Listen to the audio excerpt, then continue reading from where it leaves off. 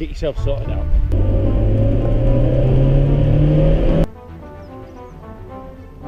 Not about hot lesbians. Foreign goodness! Get up, pal! Psychedelic now.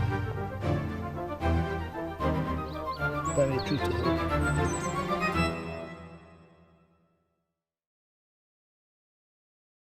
This is where we're going to start our journey today. Havara Park, Scargill Reservoir, Beaver Dyke. Who named that Beaver Dyke? Come on now. And Johnnagaunt's Reservoir. Keep to the footpath, authorised vehicles only, and please keep dogs out of the water. So no shitting and pissing in the water for the dogs, because obviously this is drinking water. So this is where we're going to begin. Out. If I can work out how you open this bloody thing, I can't. So we'll do the old combat training. Basic infantry with 4 para once again. So here we are, and apart from the cars blasting up and down this road here, it is, just listen, quiet. The moan of motorbikes and cars blasting past will soon disappear as we head further down here. And we're actually parked up at the top there where I'm pointing is Staburn Forest, which is other side of Otley, up Norrabank, and you can park up there in that car park. Walk your way down to this little side road, head on down into the woods, and hopefully get away from suburbia. And the last time I came here, there was actually a couple of paths that were basically marked, no public entrance. But you know what we think about that? We're going in. We're about a quarter of a mile now from the main road. I can still hear the cars droning a little bit, and then it starts to dip down slightly. There's a couple of barns by the looks of it over on the left here. Not quite sure what this is. As you can see, it doesn't even look like farmland, it just looks like scrubland. Although there has been some tractors here at some point, so something's been going on here, lots of moles around. Just goes out into the distance, so all we can really see down there beyond the mist is the wind towers and obviously Minworth Hill over there. And yeah, so I want to push on a little bit further and get away from suburbia and people in general. But I'm going to be doing some more. I want to go off and do some overnight stopover videos, sort of real hiking and getting out there, going out onto the moors, sleeping out overnight somewhere and just getting away from it. That's what I really want to do. So if you're interested in knowing where I go and what we get up to, might even take some lads with me, we'll see. And just get out there. Life's too short to be stuck in playing on a computer. I am on a computer far too long these days, and you just don't really appreciate sometimes what's in your back door. What's in your back door?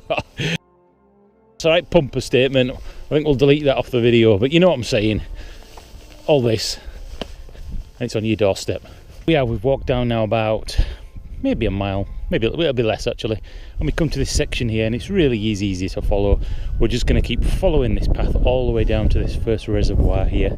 I'm not actually sure the name of this. Oh, actually it's Scargill. I'll show you the sign in a second. So this is the first reservoir that we're going to see on our little trip, and you can of course bring your dogs out here, just don't let them in the water.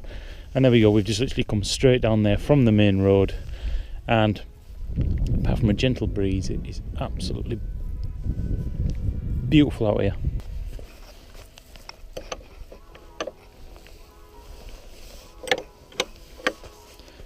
Not easy with one hand. You put the camera down and then it'll be too much easier. No, it won't, because it's stuck. Brilliant. Army training coming in again. Look at this. Got my Solomon boots on. Same boots that were worn when they executed Bin Laden. I have 2 pairs. I actually wanted to mention this because I may actually go up there and do a video on it. There is this amazing Victorian reservoir that comes down a hill. It's up at Fewston, and it's a real feat of engineering. Everybody knows about this place. And the left wing, health and safety, I'm not going to bleep this out, have decided they're going to concrete it over. And why? Because of health and safety and danger. Now, one, nobody is going down this reservoir Goes down like that. Nobody's going in there. Nobody. And yet health and safety wankers are fucking ruining our heritage. Run over. Let's crack on. Get back. Move a little bit down towards the bottom end of the reservoir. There's these little bridge sections that move out. The old Victorian bridges. Not quite sure what the purpose of that is, unless it's just for monitoring something further out into the lake or the reservoir there. And as we come over to this side, these are the buildings I was saying before. Obviously that window's boarded up, very remote out here. If there's anything in there it would get pinched, but that to me looks like an old school. Right, so as we get to the end down here, to the bottom of this first reservoir, we're going to be heading down there into the woods, and as you can see it looks like the runoff from this reservoir runs down all the way down here, and this is where we're going to be heading down here into the woods, which is just absolutely stunning down here. And again, there's hardly anybody about at all. Perfect. It sounds like this. I've got a friend, Suzanne, she's got a couple of border terriers. It sounds like this, where I just think I'd love a couple of dogs, a couple of borders, cheeky little chappies. So if you've got any suggestions on any walks in Yorkshire, or even a little bit further out, sponsored by Soaring. It's fruity and juicy. Just like the sort of woman I need right now. I'll just do with her, really, leave it handy. Anyway, yeah, if there's any walks out in Dales or somewhere interesting you think that would be good for me to have a look. Oh my god, this is the future. Pre-sliced. Sorry, goodness. Sorry, so good.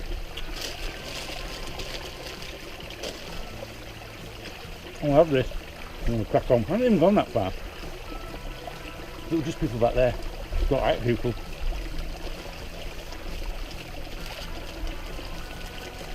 Come and endorse me. Give me some money for it. Because at this rate, the amount of views and subscribers I've got, you'd be lucky if I get 10p over the next 10 years. Yeah, but you're not doing it for that reason. Talking to yourself in the woods. Mental case. Crack on.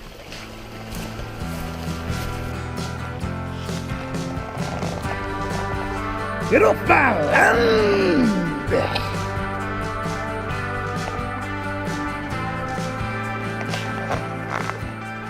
Bring it on, Farmer Brown. Bring it on. I do wonder how many people actually, including my friends, have actually been out deep into the woods.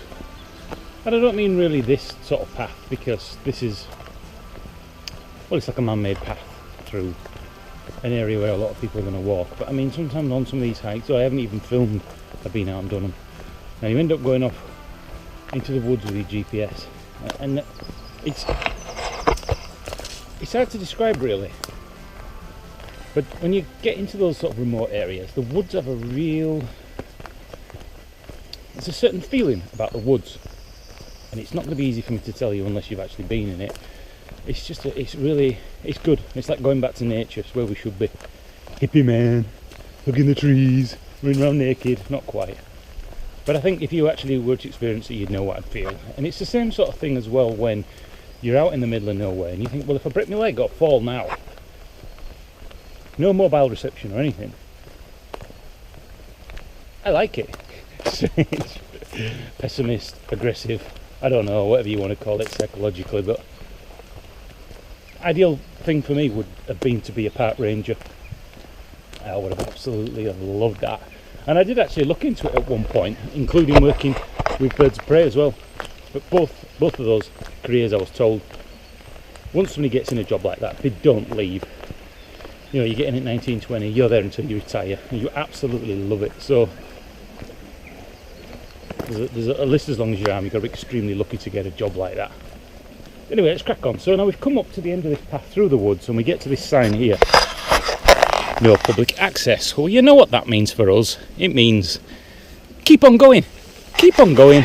And if anything amusing does happen at any point, then we'll have it on film and it'll be amusing. Yeah, but what happens if you get prosecuted and they use the footage? That's life. What harm am I doing and walking on it? I'm not on a quad bike, I'm not on a motorbike. I'm actually appreciating it and promoting the beauty of Yorkshire in the area, so why not? This is Pussy Lesbian Dyke. No, it's not. It's lesbian. No, what is it? What was it? Something Dyke. I was going to make a joke about Pussy Lesbian Dyke Beaver. Is it Beaver Dyke? Beaver Dyke. I knew it was one of them. Anyway, this is Beaver Dyke. Anyway, there's a distinct lack of hot lesbians, size 8, with long hair, they've been crying with makeup running down the face.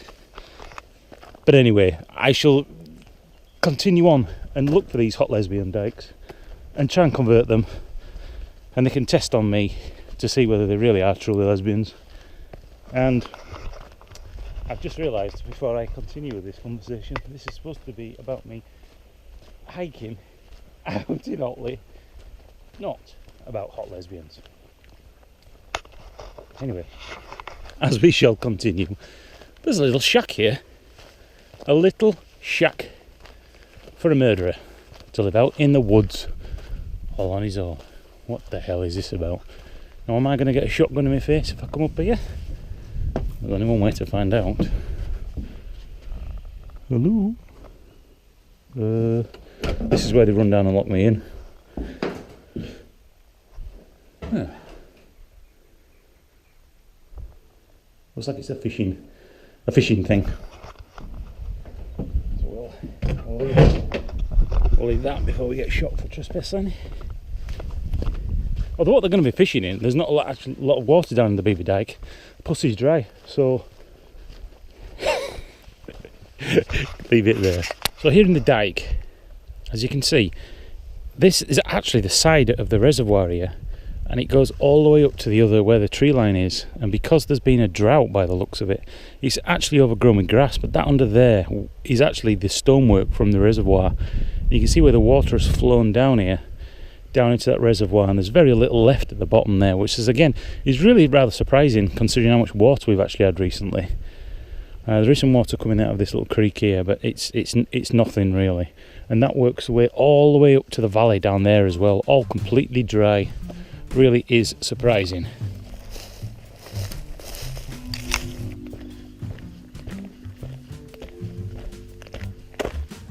So this road is actually, or this path through the reservoir, is going to take us up to this next one. We're going to find out the name when we actually get there. But the good thing about parking where I did park, weird sound in the woods there, is that eventually we're going to end up at the Sun pub. So we can have a pint and pea and mash, whatever you want, and then we can walk back. But I want to keep an eye on the actual sunset, because I don't want to be walking back through the woods all this way on my own in the woods when it's dark, because you end up shitting your pants. Psychedelic man. Found a tree to hug.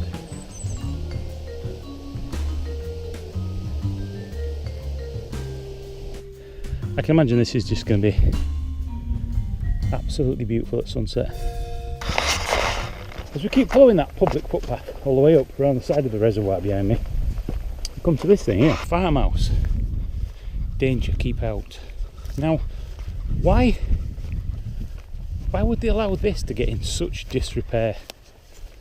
I mean, yeah, a barn, but people pay a fortune for barn conversions now, and this would just be absolutely stunning. I mean, obviously it's probably going to have to be knocked down again, but why would you allow it to get in such this state? You could turn that into a garage, you could get a car in there, or even like a spare room in there. What you would put in there, maybe coal, things like that. But I mean, could you ask for a better location? Outhouse, little toilet, or a garage there again, a little shed. You couldn't ask for a better location. Don't understand why you would allow that to get in such disrepair. Wow. Love stuff like that. See, that's all part of our heritage and our history. You know, farming and all that. It's ace. Anyway, look at this old tree. Probably planted before that farm was even built. Wow, that's a big ass tree. Right, let's get down here. And we'll continue on our journey with the reservoir behind us, and we're going to follow this path down, up that steep hill, and we'll do a bit of recording as we get up there. This wasn't here last time I came down this path. This is the path, as you can see, that goes on here, but this tree was definitely not down, and I only came here, a couple of months ago, and in order to knock a tree down that thick, it's going to need some serious power. Unless, I mean, it does look rotten, but even so, yeah, it's quite rotten, isn't it? But even so, this wood on the outside is solid, and it looks like as it's come down, it's brought this tree down as well. Ow! Yeah, that's quite a big chunk of wood to bring all that down. And of course, if it just gets left, all adds to part of the ecosystem. Beetles, grubs, you name it, they'll all start to decompose it all, and it'll become part of the iconic Dales as we know it. Broken trees and things like that. So I've actually moved up probably about a quarter of a mile from where we were before, and I've just checked the sat nav, and it seems we've actually done 3.2 miles, although it doesn't feel like it. It doesn't feel anywhere like that, probably because I'm jibber jabbering on my camera. One thing as well is you're gonna come do this, even though it looks quite dry today. You are going to need some hiking boots, because in certain places, especially where the cattle have been, they've made it really quite muddy. But if you've got a couple of border terriers, I'm sure they'll love it, rubbing around in the mud and then jumping in Suzanne's van.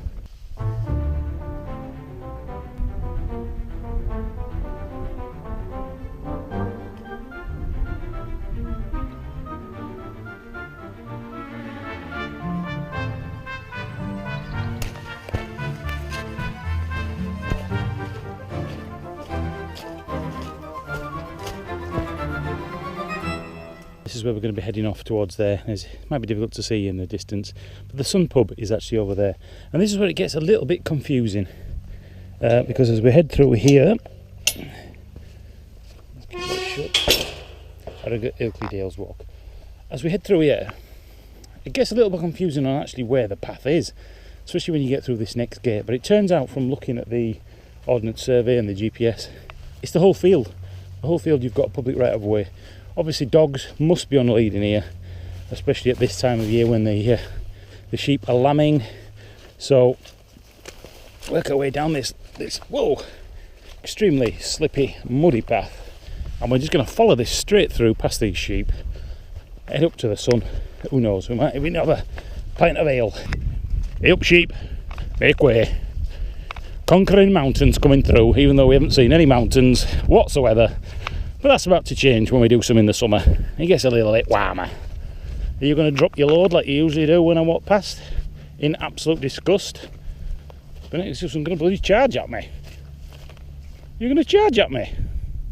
You're not. Go away. I'm only walking through, lad. Give me a beady eye. Yeah, well, sheep aren't so bad. It's the bloody cows that pack me up. You don't want to mess with a cow. Good God.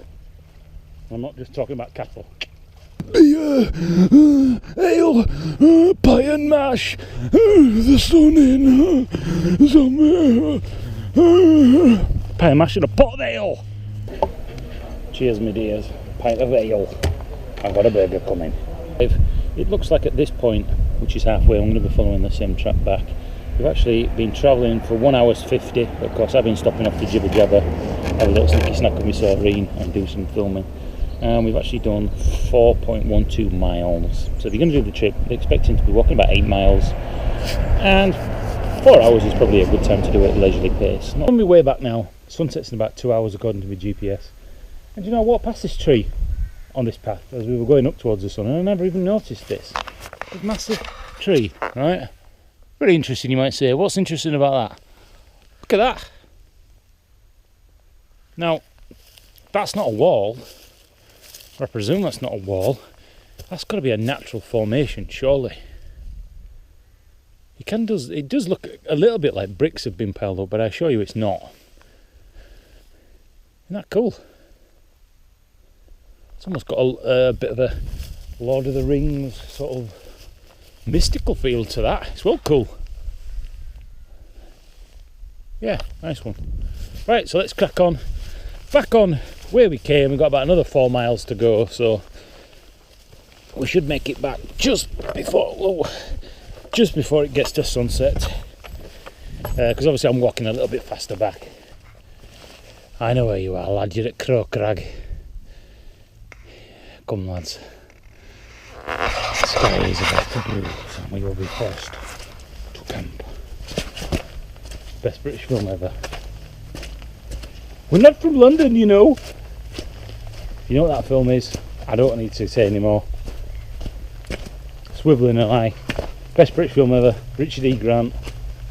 The first time you watch that film, you're probably not going to get it. You think, well, it's not funny. I just don't get it. Second and third time you watch it, you'll just absolutely love it. There's something about that film. Once you get to know the characters, two desperate actors who just want to get popped up on drugs and drunk all the time at Uncle Monty's house. You fucking love it. What's he doing down there? I'm going to watch him. And I've got a bright red jacket on, so he's going to see me quite easily. Why am I whispering? I've got no idea. It adds atmosphere to the video. There he is down there. Get gone with you. Well, we're coming to the end now of this walk. We're conquering mountains. No mountains, I know. Sheep. And as I said in all the other videos, I'll tell you exactly how it is. And this is just such a pleasurable hike stroke walk. You can come out with your dogs, or even with your pets, not about girlfriends. Do whatever you've got to do. It's just such a nice walk, and in summer, even in winter, this would just be stunning, especially when you get out into the flatlands and it goes through the forest. So it's got a little bit of everything. It's about 8 miles. You're looking at about 3.5 hours if you're giving it a little bit of pace when you're walking, and I've thoroughly enjoyed it. So apart from bringing your boots and getting a little bit muddy, definitely a walk I want to do again. I hope you enjoyed this video. I've been conquering mountains. Bye bye. Where's all the fit hiking girls in the 30s with hot pants on?